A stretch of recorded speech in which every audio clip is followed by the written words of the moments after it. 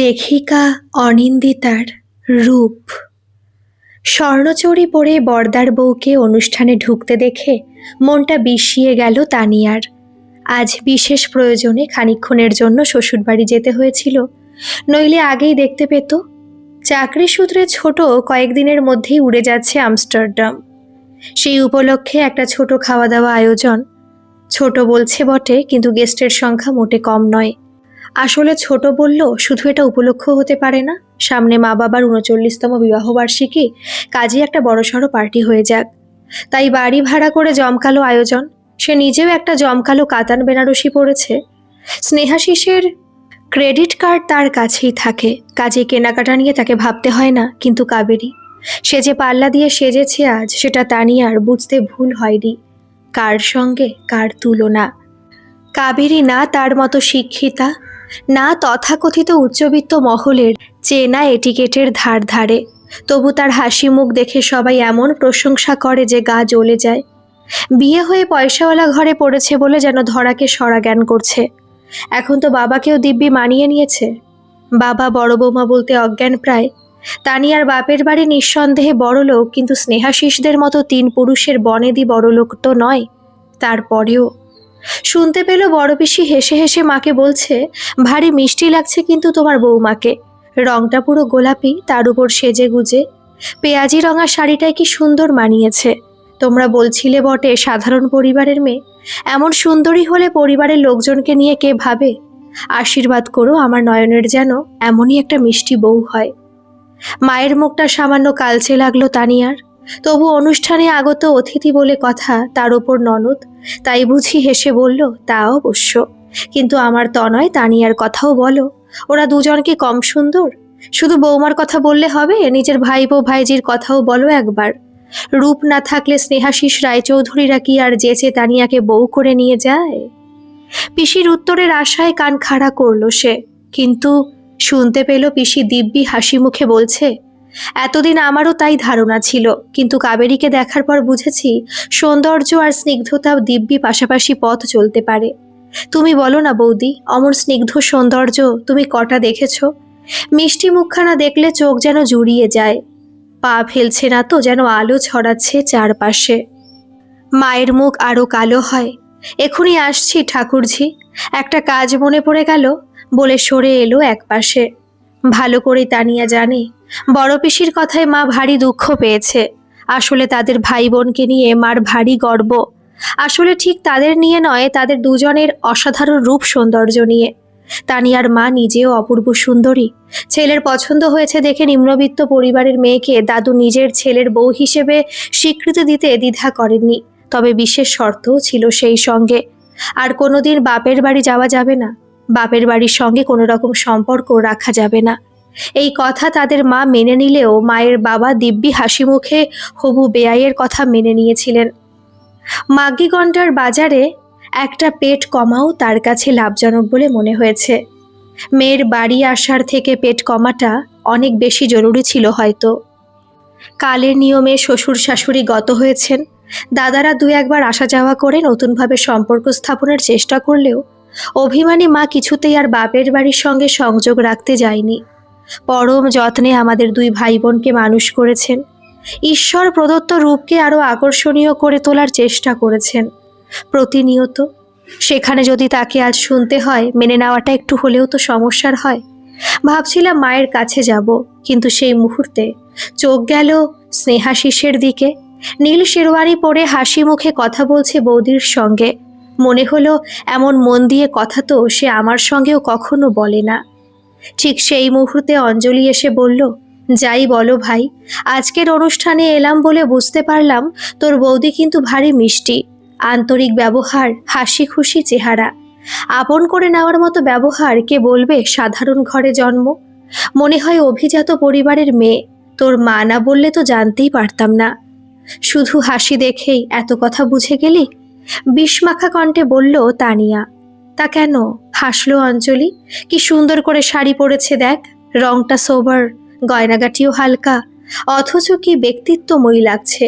কি বলতো, সৌন্দর্য অলংকারে লুকিয়ে নয়, নিজস্বতায়। চাইলেই তোর বৌদি একগাদা গয়না পরে জবরজং সাজতে পারত, কিন্তু সেজেছে কি? অজান্তেই তানিয়ার চোখ চলে গেল নিজের দিকে।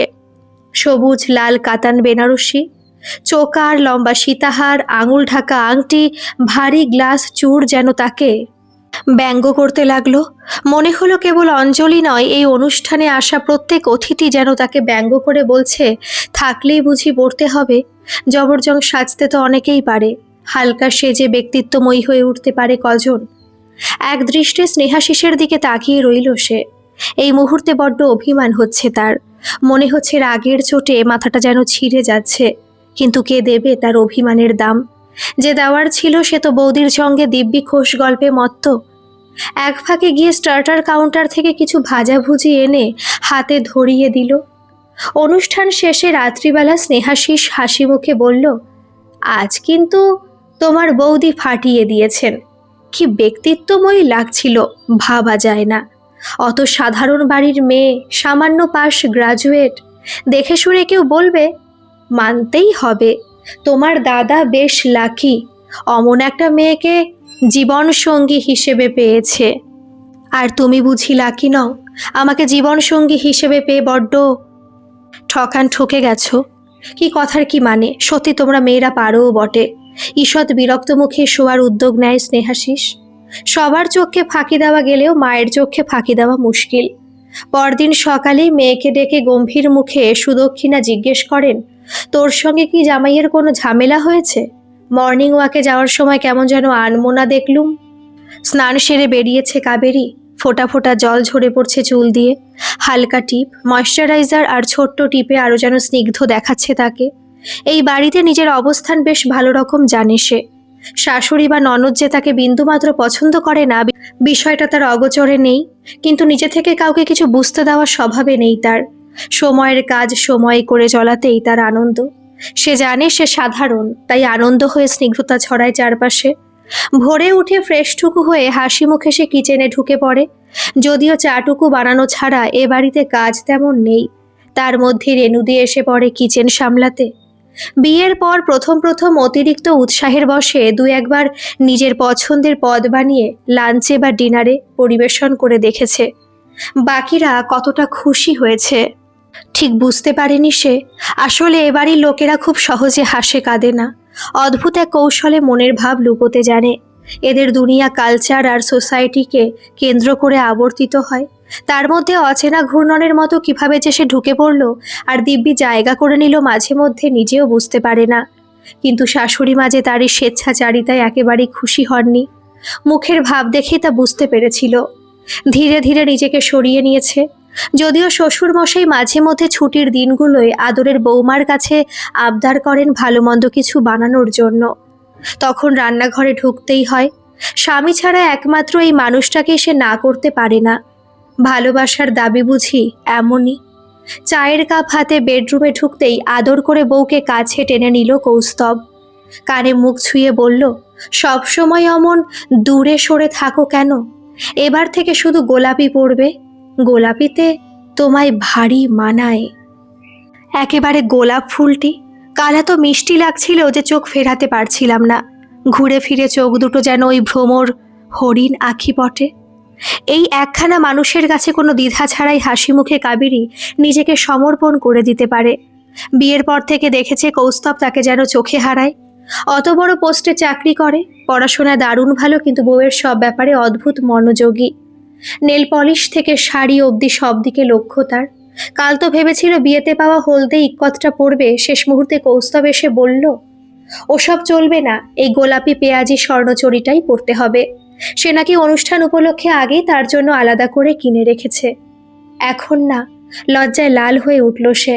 দিদিভাই এসেছে বলে মা ব্যস্ত আছে, আমাকে রেনুদিকে দুপুরের খাবার সকালের জল খাবারের ব্যাপারটা বুঝিয়ে দিতে হবে। অন্য অতিথিরাও কয়েকজন আছে। যাও তাহলে, আটকাচ্ছে কে? হাতখানা ছেড়ে দেয় কৌস্তব। কপট অভিমানে ঠোঁট ফুলিয়ে মুখ ফিরিয়ে থাকে। বেশ কয়েকবার এমনটা দেখলেও এই মুহূর্তটা এলে কাবেরী বড্ড ভয় পায়। কেন কে জানে কৌস্তব তার ওপর রেগে গেছে ভাবলেই বুকের ভেতরটা আনচান করে ওঠে। সামান্য থমকে যায়। দু একবার ব্যর্থ চেষ্টার পর স্বামীর মুখটা নিজের দিকে ফিরিয়ে বলে ওঠে, তুমি অবুঝ নও জানি, তবু কেন এমন করো বলো দেখি? আমি কি তোমায় কম ভালোবাসি? ভালোবাসো তো এভাবে বারবার ছেড়ে চলে যাও কেন? একই রকম গোমরা মুখে বলে ওঠে কৌস্তব। ছেড়ে যাই কি আর সাধে? তোমায় নতুন করে পাবো বলেই যে হারাই ক্ষণে ক্ষণে। আরে আমার বউটার মুখে যে দেখছি বেশ কথা ফুটেছে। আসলে কি জানো কাব্য, আদুরে ভঙ্গিতে স্ত্রীর নাকে নাক ঘষে সে। তোমায় না ভয় পেলে ভারী মিষ্টি লাগে। আমি কেবল মুগ্ধ চোখে তাকিয়ে তাকিয়ে দেখি, এমন স্নিগ্ধ মেয়েটা বুঝি সত্যি আমার, শুধুই আমার? তোমার নয়তো কার শুনি? তুমি ছাড়া নিজের অস্তিত্বের কথা আমি ভাবতেই পারি না। আমি জানি কাব্য, তাই তো আদর করে এমন নামে ডাকি। আমার জীবন কাব্য, হাজার পাতা উল্টোলেও যে কাব্য শেষ না হয়ে নতুন করে শুরু হয় একবার, বারবার। তুমি যে কি বলো কিছু বুঝতে পারি না ছাই। নরম সুরে অনুযোগ করে কাবেরী। কিচ্ছু না। দীর্ঘশ্বাস ফেলে কৌস্তব। যাও, দেরি করো না আর। বললে তো বাড়িতে বেশ কয়েকজন আত্মীয় স্বজন রয়েছে, সঙ্গে তানিয়ার বর স্নেহাশিসও রয়েছে। আয়োজন নিখুঁত হওয়া প্রয়োজন।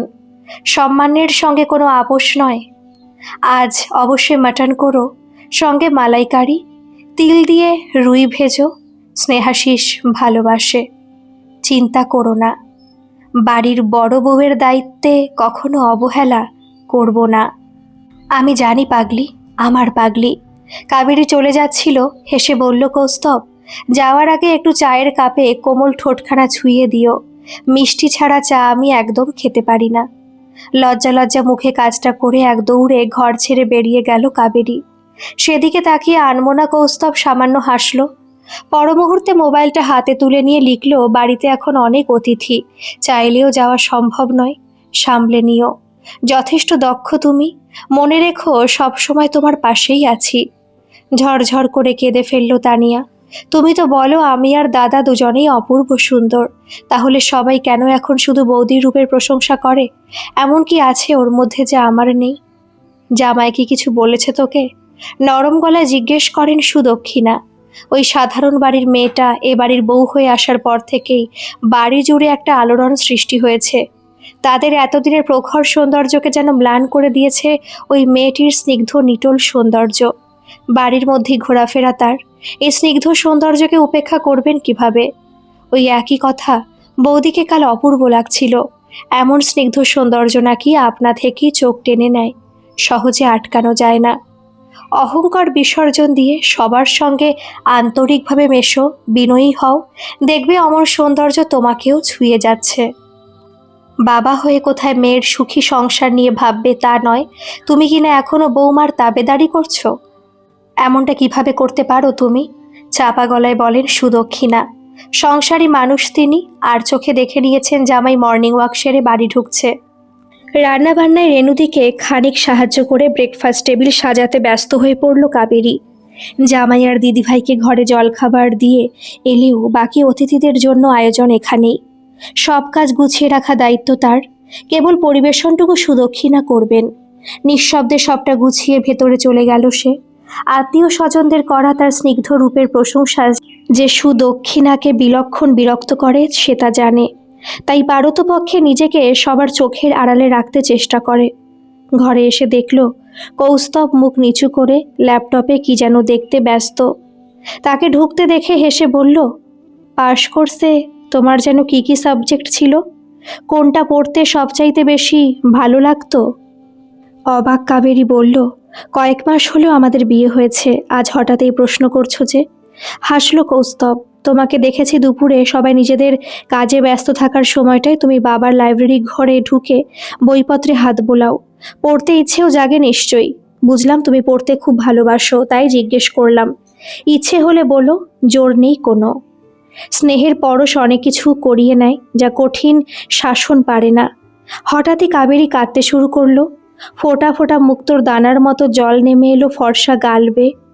ভালোবাসলেই কি সব পাওয়া যায়? ভাগ্য থাকতে হয়। সায়েন্সে প্রচুর খরচ বলে হায়ার সেকেন্ডারিতে আর্টস পড়তে ঢুকলাম। কলেজে ভর্তি হওয়ার সময় বাবাকে বললাম, অন্তত ইতিহাসে অনার্স নেই, আমি নিজেই পড়াগুলো তৈরি করতে পারবো। বিদ্রূপের হাসি ফুটল বাবার ঠোঁটে। আজ বলছিস নিজে তৈরি করে নিবি, কাল বলবি পড়ার খুব চাপ, অনার্স কেটে যাবে, ভালো একটা লাইব্রেরির মেম্বার করে দাও, বই তুলতে হবে। পরশু বলবি কলেজে পড়ায় এমন একটা মাস্টার দাও, একা একা অনার্স উতরানো যায়? তারপর আজ এই বই, কাল ওই নোটস, জেরক্স করাতে করাতে সময় টাকা পয়সা দুটোরই শেষ। শম্ভুর ছেলেটাকে তো দেখছি চোখের সামনে পড়াতে অষ্টরম্ভা, খালি আজ বই, কাল খাতা, পেন, পেন্সিল, চাহিদার শেষ নেই। ওসব অনার্স টনার্স পড়ে কাজ নেই, পাশে ভর্তি হয়ে যা, যা হোক করে গ্রাজুয়েশনটুকু শেষ কর, ব্যাস। একটা ভালো পাত্তর পেলেই হলো, বিয়ে দিলে আমার দায়িত্ব শেষ। ভাগ্যিস তুমি এলে সেদিন, এলে আমার জীবনে, নইলেও সন্তুটা ঠিক বাবাকে বুঝিয়ে তুমি আমার জীবনের ভগবানের সমান। ফোনটা বাজছে। স্ক্রিনে ভেসে ওঠা নম্বরটা দেখে মুখ শক্ত হয়ে গেল কৌস্তবের। স্ত্রীর দিকে তাকিয়ে বলল, তুমি সবাইকে জলখাবারগুলো দাও, তারপর আমরা দুজন একসঙ্গে খাবো, কেমন? উত্তরের অপেক্ষা না করে দ্রুত পায়ে ব্যালকনিতে চলে গেল। চাপা স্বরে বলে উঠল, এখন ফোন করেছো কেন? বললাম না ব্যস্ত আছি, একটা দিন নিজে সামলে নাও। টুকরো দু চারটে কথা কাবেরীর কানেও ভেসে এলো। কৌস্তবের জীবনে যে একটা গোপন অধ্যায় আজও সঙ্গোপনে আছে জানে সে, অনুভব করতে পারে, কিন্তু নিজের থেকে কিছুটা জিজ্ঞেস করা ধাতে নেই তার। তাই কিছু না বলেই বেরিয়ে যায় সে। নিপুণ হাতে জলখাবারের থালা সাজিয়ে টোকা দেয় তানিয়াদের ঘরের দরজায়। দরজা খুলে একগাল হাসে স্নেহাশিস। কি সৌভাগ্য, সকাল সকাল বৌদি আজ নিজে দরজায় হাজির। আরে জলখাবারে গরম গরম লুচি দেখছি যে, আবার কালো জিরে কাঁচা লঙ্কা দিয়ে সাদা আলুর তরকারি, খাঁটি বাঙালিয়ানা ফাটিয়ে দিয়েছেন দেখছি। কাবেরী হাসে, তানিয়ার দিকে তাকিয়ে বলে, তুমি তো লুচি খাবে না, তাই তোমার জন্য ওটমিল, টক দই, বেরি আর ফ্রুটস দিয়ে বোল বানানো আছে, খেয়ে নিও কিন্তু। রুমের ভেতর টু সিটার ডাইনিংয়ে জলখাবারের ট্রেটা নামিয়ে বেরোতে যাবে সবে, এমন সময় তানিয়ার চাপা অথচ তীক্ষ্ণ গলা শুনতে পায় সে। লুচি নাকি শুনি তোমার পছন্দ নয়? ব্রেড, বাটার টোস্ট আর পোস্ট বা স্ক্যাম্বেলড এগ ছাড়া ব্রেকফাস্টে কিছু মুখে রোচে না? হঠাৎ বেমালুম পছন্দ পাল্টে গেল যে বৌদিকে দেখে নাকি? লুচির চেহারাটা কোনোদিন লুচির মতো হয়? হলে তো খাবে মানুষ। বিরক্ত মুখে বলল স্নেহাশিস। সমালোচনা না করে কাজ করতে শেখো আগে। টেরা বেঁকা চেহারা মানা যায়, কিন্তু না ফুলে নিমকির মতো কুড়মুড়ে হলে সেটা আর যাই হোক লুচি থাকে না। দীর্ঘশ্বাস ফেলে কাবেরী বেরিয়ে যায়। সে জানে খানিক বাদেই শাশুড়ির বাক্যবান ধেয়ে আসবে তার দিকে। আজ সকালে লুচি বানানো পরিকল্পনাতেই ছিল না, কিন্তু কাল রাতে জামাইবাবু যখন বলল, কতদিন ফুলকো ফুলকো লুচি, স্বাদ আলুর তরকারি খায়নি বৌদি, সে ছোটবেলায় মা করতো তখনই যা মনটা খারাপ হয়ে গিয়েছিল। তখনই ভেবেছিল আজ সকালে জলখাবারে লুচি বানাবে। আর কেউ জানুক বা না জানুক, সে খুব ভালো করে জানে খাওয়ার কষ্ট, বড় কষ্ট। তুমি কি না আমায় বৌদির সামনে অপমান করলে? তোমায় আমি কখন? পাগল হয়েছো নাকি? এখানে তুমি আসছো কোত্থেকে? রূপের দোহাই দিয়ে বিয়ের পর থেকে কদিন কিচেনে গেছো তুমি? অথচ তোমার পছন্দেই কিচেনটা পাল্টে মডিউলার করা হলো। দেখি সারাদিন রূপচর্চাতেই সময় কেটে যায়। আমার পছন্দ অপছন্দের খেয়াল রাখার সময় কোথায় তোমার? লুচির থালা টেনে আলুর তরকারি মাখিয়ে মুখে দেয় স্নেহাশিস। চোখ ফেটে জল আসে তানিয়ার। মনে মনে ভাবে, এখান থেকে ফ্ল্যাটে ফিরেই ময়নার মাকে ছাড়িয়ে দেবে। যে ঠিকঠাক রান্না করতে পারে তাকেই রাখবে এবার। জেনে নেবে স্নেহাশিসের পছন্দ অপছন্দ, দেখিয়ে দেবে সেও বৌদির চেয়ে ভালো পরিবেশন করতে পারে। লিপি, তোমায় আগেও বলেছি, বন্ধু হিসেবে পাশে আছি, পাশে থাকবো, এটুকুই। নতুন করে আমার জীবনে দখলদারি করার চেষ্টা করো না। সুখ দিতে পারিনি বলেই তো সুখী হওয়ার জন্য নতুন মানুষের সঙ্গে সম্পর্কে জড়িয়েছিলে। নিজের সীমাবদ্ধতা বুঝতে পেরেছিলাম বলে বাধা দিইনি। তোমার যদি সুখী হওয়ার অধিকার থাকে, আমারও আছে। কাবেরীর সঙ্গে আমি সুখী, সত্যিকারের সুখী। সাহায্য চেয়েছিলে, পাশে দাঁড়িয়ে থেকে সাহায্য করেছি। এর বেশি কিছু আমার থেকে আশা করো না। ঘরে এসো, গম্ভীর মুখে বললেন সুদক্ষিণা। কার থেকে অনুমতি নিয়ে আজকের জলখাবারে তুমি লুচি বানিয়েছ? আমি তো তোমায় কিছু বলিনি। জামাইবাবু বলেছিলেন কাল জলখাবারে একটু লুচি খাওয়াতে পারেন বৌদি। নিজে স্নেহাশিস তোমায় এই কথা বলেছে? সুদক্ষিণা যেন কানে শুনেও কাবেরীর কথা বিশ্বাস করতে পারেন না। ধীর পায়ে ঘর ছেড়ে বেরিয়ে যায় কাবেরী। গম্ভীর মুখে বলেন রজত শুভ্র, এটা কিন্তু তুমি ঠিক করছো না দক্ষিণা।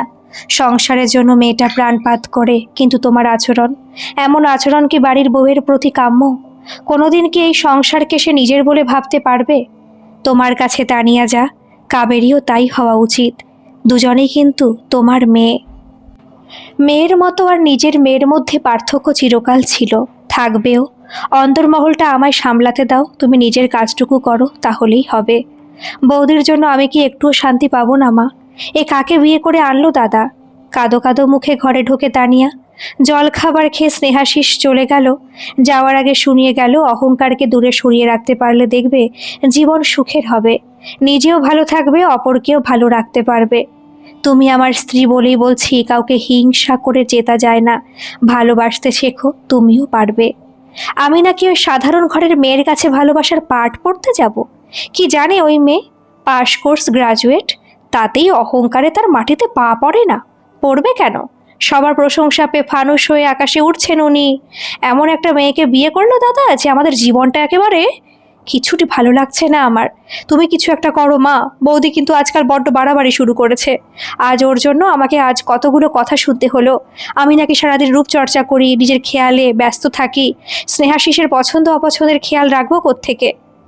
এতক্ষণে তানিয়ার চোখ পড়ে সিঙ্গেল সোফায় চুপটি করে বসে থাকা রজত শুভ্রবাবুর মুখের দিকে। বিরক্তি না লুকিয়েই বলে ওঠে, সব কিছু তো শুনলে, এখনো বুঝি তোমার আদরের বৌমাকে সমর্থন করবে বাপি? ওর জন্য, কেবলমাত্র ওর জন্য আজ স্নেহাশিস আমাকে অতগুলো কথা শোনালো। বুঝলাম, নরম স্বরে বলেন রজত শুভ্র, কিন্তু এতে মেয়েটার ঠিকই দোষ সেটা তো বুঝতে পারলাম না। যেটুকু শুনেছি, জামাই নিজে থেকেই ওর কাছে লুচি আর সাদা আলুর তরকারি খেতে চেয়েছিল। জামাই আদরে ত্রুটি থাকলে তুমি এবং তোমার মা দুজনের কেউই তখন কথা শোনাতে ছাড়তে না। মানে কি বলতে চাইছো বাপি? নিজের মেয়ের কথা না ভেবে তুমি এখন ওই মেয়েটাকে সমর্থন করবে? ওই মেয়েটা কাকে বলছো তানি? ও তোমার বৌদি হয়। সম্পর্কের মর্যাদা দিতে শেখো। আর রইল বাকি জামাইয়ের কথা শোনানোর বিষয়টা, তার জন্য কে দায়ী তুমি নিজেই একবার ভেবে দেখো। শুধু নিজের কথা, নিজের সৌন্দর্যের কথা না ভেবে যদি তুমি তোমার উল্টো দিকের থাকা মানুষগুলোর ভাবনা পড়তে পারতে, তাদের কথা ভাবতে, তাদের ভালো মন্দের খেয়ালটুকু রাখতে, তাহলে আজকের দিনটা কখনো আসতোই না। কি বলতে চাইছো আমি স্নেহাশিসের খেয়াল রাখি না? রাখলে নিশ্চয়ই জানতে ব্রেড টোস্ট আর স্ক্রাম্বলড এগ নয়, সকালের প্রাতরাশে জামাইয়ের পছন্দ বাঙালি মতে লুচি আর সাদা আলুর তরকারি। বৌদিকে দেখে পছন্দ যদি বদলে যায় তাহলে আমি নাচার। কাঁধ শ্রাগ করে বলে ওঠে তানি, কোথায় কি বলতে হয় আজও তোমায় শেখাতে পারলাম না। পিতা হিসেবে নিজেকে মাঝে মধ্যে বড় অসহায় লাগে। কি আর বলি তোমায়, শিক্ষাকে শুধু বহন করেই চললে, বাহন করতে আর পারলে না। এতক্ষণ চুপ করে বাপ মেয়ের কথা শুনতে থাকা সুদক্ষিণা হঠাৎ ফুঁসে উঠলেন, মেয়ের বেলায় ন্যায় অন্যায়ের হিসেব তো দিচ্ছ খুব, কিন্তু যেদিন আমার সঙ্গে একের পর এক অন্যায় হয়েছিল সেদিন তুমি কোথায় ছিলে? সেদিন তো মুখ থেকে একটা ন্যায় অন্যায়ের বাক্যও বেরোয়নি। অন্যায়? কি অন্যায় হয়েছিল তোমার সঙ্গে? তোমায় বিয়ে করে এ বাড়িতে আসার শর্ত হিসেবে আমায় বাপের বাড়ির সঙ্গে সমস্ত যোগাযোগ বন্ধ করতে হয়েছিল। এক লহমায় হারিয়ে গিয়েছিল এতদিনের চেনা দুনিয়াটা। সোনার শিকল পায়ে লাগিয়ে বন্দিনী হয়ে পড়েছিলাম সোনার খাঁচায়। তোমার পছন্দের খাওয়া দাওয়া, এটিকেট, সোশ্যাল লাইফে অভ্যস্ত হতে হতে কেটে গেছে দিন। অস্বীকার করতে পারো কথাগুলো? পেস্ট্রি আমার প্রিয় ছিল, ওজন বেড়ে যাচ্ছে বলে একদিন সেটাও খাওয়া বন্ধ করতে হলো তোমার মায়ের কথায়। এর বিন্দু বিসর্গ আমি বিয়ের আগে জানতাম না, তুমিও জানো। জানার পর তোমায় বলেছিলাম এই অপমানজনক শর্ত তোমার বাবা মেনে নিতে রাজি হলেও আমি মানতে পারবো না, চলো দুজনে আলাদা থাকি। কিন্তু তুমি তখন রাজি হওনি। ততদিনে এবারই স্বর্ণ বিত্ত ঝলমলে আলোর জৌলুস তোমার চোখে ঐশ্বর্যের ধাঁধা লাগিয়ে দিয়েছে, তাই এত কিছু ফেলে অনিশ্চিত দুনিয়ায় পা রাখতে রাজি ছিলে না। আমি সঙ্গে থাকবো এই আশ্বাস বাক্য দিলেও। ততদিনে তানিয়া তনয় আমার কোলে এসে গেছে, কথাটা মনে রেখো। শুধু শুধুই আমায় তুমি দোষারোপ করছো। ঐশ্বর্যের জন্য নয়, ছেলে মেয়েদের ভবিষ্যতের কথা ভেবেই তোমার সিদ্ধান্তে সায় দিতে পারিনি সেদিন। দোষ তো দিনই কখনো, মেনেই নিয়েছিলাম সব। তোমার বাস্তব বুদ্ধির কাছে হেরেছিল আমার অহংবোধ। মা বাবা চলে যাওয়ার পরেও তোমাদের বাড়ি গেছি, কথা বলেছি সবার সঙ্গে। দাদা ভাইদেরকে বুঝিয়ে বলেছি যে তুমি মনে করো যে কয়বার ওরা এ বাড়ি এসেছে তা স্বেচ্ছায় এসেছে। স্তব্ধ হয়ে গেলেন সুদক্ষিণা। তবে রজত শুভ্রর আজকের এই উন্মোচন তাকে খাদের কিনারে এনে দাঁড় করিয়ে দিল। আর যে কখনো অভিযোগ করা চলবে না, তুন থেকে সেরা অস্ত্র হাতছাড়া হয়ে গেলে বুকের গভীরে কি যে শূন্যতা সৃষ্টি হয় তা আজ তিনি বুঝতে পারছেন। বিরক্ত তানিয়া বলল, নিজেদের ঝামেলা আমার কথার মাঝে টেনে এনো না বাপি, ভালো লাগছে না। তাছাড়া নিজের সিদ্ধান্ত আমি নিজে নিতেই পছন্দ করি, তোমার সেখানে মাথা না ঘামালেও চলবে। বৌদিকে তুমি বলবে না আমি সরাসরি কথা বলবো, সেটা শুধু বলো। আমি বলবো। রজত শুভ্র চেঁচিয়ে উঠলেন, বৌমা একবার এদিকে এসো তো দেখি। তুমি আমার সঙ্গে এমনটা করতে পারো না কৌস্তব, কিছুতেই না। একদিন এমন ছিল তুমি আমায় পাগলের মতো ভালোবাসতে, আমার সামান্য কিছু অসুবিধা হলে সব ভুলে ছুটে আসতে একবারটি আমায় দেখার জন্য। সেসব কি তুমি একেবারেই ভুলে গেছো? মানছি আমার ভুল হয়েছিল, হয়তো মোহের বশে অন্ধ হয়ে পড়েছিলাম, কিন্তু তার মানে তোমাকে যে একেবারে ভুলে যেতে হবে এমনটা কিভাবে বলতে পারো তুমি? আমি আজও তোমাকে ভালোবাসি, কিন্তু আমি আর তোমাকে ভালোবাসি না লিপি। অনুভূতির দরজা বন্ধ হয়েছে সেদিনই, যেদিন আমাকে অন্ধকারে রেখে তুমি অন্য একজনের সঙ্গে সম্পর্কে জড়িয়েছিলে। কেটে কেটে বলল কৌস্তব, আমি কেবলমাত্র কাবেরীকে ভালোবাসি, হাজার চেষ্টা করলেও সে জায়গায় কখনো বসতে পারবে না তুমি। এমনভাবে বলো না কৌস্তব, আমি তোমাকে সত্যি ভালোবাসি, ঠিক আগের মতো। তুমি বোঝো না আমি তোমাকে কতখানি। এভাবে বললে আমার যে বড্ড কষ্ট হয়। ওসব ছেদো কথায় আমায় আর ভোলাতে পারবে না। যা বলছি নিজে কানেই তো সব শুনতে পাচ্ছ। দেখো, অকারণ জোরাজুরি করে কোনো লাভ হবে না। কাবেরীকে ভালোবাসি আমি, আর সারা জীবন এভাবেই ভালোবাসবো। সাহায্য চাইলে আমি পাশে আছি, থাকবো, আগেই বলেছি তোমায়। কিন্তু যদি আমার বিবাহিত জীবনে ঝড় আনার চেষ্টা করো, তোমার বাকি জীবনটা তছনছ করে দিতে বিন্দু মাত্র সময় লাগবে না। আমি কাবেরীকে আজকেই জানাবো তোমার কথা, যাতে তুমি আমার বিবাহিত জীবন নতুন কোনো সমস্যা না তৈরি করতে পারো। সাহস আছে তোমার? পারবে আমার কথা বলতে? অদ্ভুত এক ভঙ্গিতে হাসলো লিপি। যদি তোমায় ভুল বুঝে চলে যায়, অবশ্য তা যাবে কেন? ওর জন্যই তো খুঁজে খুঁজে গরিব ঘরের মেয়ে এনেছো। এত সম্পত্তি দেখে যায় কখনো? কারোর এটো জেনেও ঠিক সারা জীবন পায়ে পড়ে থাকবে। আজ তোমায় কথা দিচ্ছি লিপি, কাবেরীকে তোমাদের সমাজের উপযুক্ত বানিয়ে দেখিয়ে দেব। অনায়াসে তুমি হয়ে উঠতে পারবে সে, কিন্তু তুমি তুমি কখনো কাবেরীর মতো স্নিগ্ধ সৌন্দর্যের অধিকারী হতে পারবে না। বিরক্ত মুখে দোলনায় ছুঁড়ে দেয় মোবাইলটা, নিজেও বসে পড়ে বেতের চেয়ারে। লিপির বলা কথাগুলো মাথার মধ্যে তার পাক খেতে থাকে। দু আঙুলে রক টিপে ধরে তনয় ওরফে কৌস্তব। লিপি যতই বলুক, সে জানে পয়সার জন্য নয়, কাবেরী তাকে ভালোবাসে। ভালোবাসে মনের মানুষ হিসেবে, নইলে অমন আন্তরিকভাবে যত্ন করতে পারতো না। কাবেরীকে সে তৈরি করবে সোসাইটির উপযুক্ত করে, দেখিয়ে দেবে সবাইকে সুন্দরী রমণী যখন ব্যক্তিত্বময়ীর সঙ্গে তীক্ষ্ণ বিচার বুদ্ধির অধিকারিণী হয়, সে এক নতুন ইতিহাসের জন্ম দেয়। সরাসরি বৌমার সঙ্গে কথা বলার দরকার কি? একবার তো তনয়ের সঙ্গে কথা বললেই হয়। সুদক্ষিণা বলে ওঠেন, আর যা বলবে দয়া করে একটু ধীরে সুস্থে বলো। পাশের বাড়িতে ছোট আছে, অদিতি, ঠাকুরপোড়াও আছে। সময়ের নিয়মে হাড়ি আলাদা হলেও বাঁধন কিন্তু দুই পরিবারের এক। তাই তো ছোটর আনন্দের দিনে আমরাও সামিল হয়েছি, ওদের বিবাহ বার্ষিকীতেও আনন্দ করেছি। তাছাড়া আত্মীয় স্বজন এখনও দুই বাড়িতেই আছে। ঝগড়াঝাঁটি শুনতে পেলে খারাপ ভাববে, ভাববে ওদের আনন্দের দিনে আমরা ইচ্ছে করে ঝামেলা করছি। সে আমি ঠিক বুঝে নেব। তাছাড়া কৌস্তব এসে কি করবে? সমস্যা যাকে নিয়ে সেই আসুক, তাকেই প্রশ্ন করব আমি।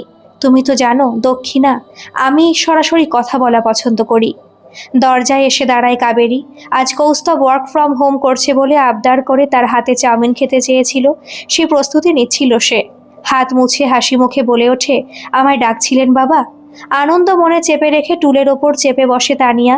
যতই যাই হোক, জন্মদাতা পিতা তো বটে, শেষ পর্যন্ত নিশ্চয়ই নিজের মেয়ের পক্ষেই কথা বলবে। তুমি ভেতরে এসো বৌমা, তোমার সঙ্গে আমার কিছু কথা আছে। বলার ফাঁকে হঠাৎ করেই ঘরের ভেতর ঢুকে পড়ে কৌস্তব। গম্ভীর মুখে বলে ওঠে, এখনো বুঝি সংসারের কাজ শেষ হয়নি তোমার? আমার কিছু কথা বলার আছে, ঘরে চলো। সুদীপা কাকিমারা বেরিয়ে গেলেন, বাড়িতে আর কেউ নেই। নিশ্চয়ই বলবে। রজত শুভ্রর গম্ভীর কণ্ঠস্বর শুনে থমকে যায় কৌস্তব। তার আগে আমার কথাগুলো বলেনি। আমি বুঝতে পারিনি। কৌস্তব বিড়বিড় করে, আমি তবে ঘরে যাচ্ছি, তোমার হয়ে গেলে তুমি এসো। তুমিও থাকো। আদেশের ভঙ্গিতে বলেন রজত শুভ্র। এ বাড়িতে বৌমার আগমন কিন্তু তোমার হাত ধরে, তাই ওর প্রতিটি সিদ্ধান্তে ভালো মন্দে তোমার উপস্থিতি বাঞ্ছনীয়। তুমি কি আরও পড়াশোনা করতে চাও? নিঃসংকোচে বলো আমায়। অবাক চোখে কাবেরী শ্বশুরের দিকে তাকায়, তারপর ঝরঝর করে কেঁদে ফেলে। একই প্রশ্ন খানিক আগে কৌস্তব করছিল না? হঠাৎ কি ঘটলো এ বাড়িতে? সত্যি কি বাবা চান সে নতুন করে পড়াশোনা শুরু করে? কাঁদছো কেন মা? চোখ মোছো, চোখ মোছো। বাড়ির বউ কাঁদলে যে সংসারের অকল্যাণ হয়। তুমি তো লক্ষ্মীমন্ত মেয়ে, সবসময় হাসবে। তুমি হাসলে আমার ঘর আলোয় ভরে উঠবে। তীক্ষ্ণ দৃষ্টিতে স্বামীর দিকে তাকালেন সুদক্ষিণা। সাংসারিক বিষয়ে কথা বলার জন্য ওকে ডাকা হয়েছিল, সেসব ছেড়ে তুমি পড়াশোনা নিয়ে পড়লে কেন? তোমার আর তোমার মেয়ের আসল সমস্যা তো এখানেই যে আমাদের বৌমা পরিবারের বাকি সদস্যদের তুলনায় কম শিক্ষিত, তাই সে সোসাইটিতে মেশার উপযুক্ত নয়। তার রূপে গুণে বাকিদের যতই সে টেক্কা দিতে সক্ষম হোক না কেন। তুমি একদম সঠিক সিদ্ধান্ত নিয়েছো বাবা। আমিও কাবেরীকে ঠিক এটাই বলতে চাইছিলাম। আবার সে নতুনভাবে পড়াশোনা শুরু করুক, নিজেকে তৈরি করুক, এই দেখুন দাঁড়ি সমাজের উপযুক্ত উত্তর হিসেবে। কাবেরী কিছু বলার আগে কৌস্তব বলে ওঠে। কৃতজ্ঞতা মাখা চোখে দুজনের দিকে তাকায় কাবেরী। স্বপ্নেও কল্পনা করেনি কোনোদিন আবার সে পড়তে বসবে, হাতে তুলে নেবে কলম, নতুন বই খাতার গন্ধ অনুভব করবে প্রাণ ভরে। সময় কেটে যায় নিজের গতিতে, তাকে আটকানোর সাধ্য আছে কার? আজ কাবেরী স্বাবলম্বী, রূপের সঙ্গে সঙ্গে তার গুণাবলীকেও সম্মান জানায় প্রত্যেকে। ছোট্ট একটা মেয়ে এসেছে ঘরে, কলাপি। ঠাকুরদা ঠাকুমার আদরে যত্নে মানুষ হচ্ছে সে। ছোট্ট ছোট্ট পায়ে হেঁটে যখন কাবেরীকে জড়িয়ে ধরে মনটা ভরে যায় তার। সৌন্দর্যের সঙ্গে শিক্ষার মেলবন্ধনে কাবেরী আজ সমাজের বুকে নিজের আলাদা পরিচয় তৈরি করতে সক্ষম হয়েছে। কেনাকাটা করতে লিপি হঠাৎই গিয়ে পড়ে শহরের বুকে, এই সময়কার নামি বুটিক কলাপিতে।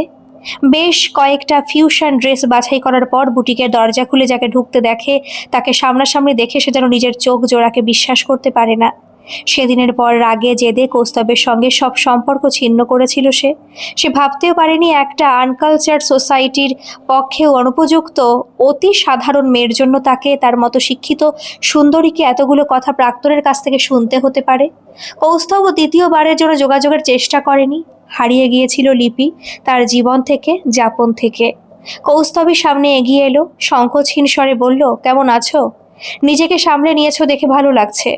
লিপি পড়ার চেষ্টা করলো। সে ছেড়ে যাওয়ার পর কৌস্তব কি সত্যি ভালো আছে? ভালো থাকা কি সম্ভব আদৌ? কিছু প্রশ্ন অনুচ্চারিত থাকলেও মুখের ভাষা পড়ে নিতে সময় বেশি লাগে না। তাই বোধহয় নিজের মনে উত্তর সাজিয়ে পাল্টা হাসল লিপি। জীবন পথের বাকি কিছু মানুষকে ছেড়ে আসতে হয় নতুন মানুষকে জায়গা করে দেওয়ার জন্য। দেখতেই পাচ্ছ দিব্যি ভালো আছি, কিন্তু তোমার সে প্রতিজ্ঞার কি হলো? ফলাফল তো কিছু দেখলাম না। হুলের জ্বালা টের পেলেও পাত্তা দিল না কৌস্তব। ওসব বয়স আমরা পেরিয়ে এসেছি লিপি। আমার মনে হয় এসবের জন্য উই আর ম্যাচিওর এনাফ। কেটে গেল তো অনেকগুলো দিন, তা এখানে কেন? কেনাকাটা নাকি? শহরের বুকে নতুন ডিজাইনার বুটিক খুলবে, আর অভিজাত ক্রেতাদের সম্ভাব্য তালিকায় লিপি মজুমদারের নাম থাকবে না? কখনো তা হতে পারে? অহংকারী গলায় বলে লিপি। হাসি মুখে ঘাড় নাড়ে কৌস্তব।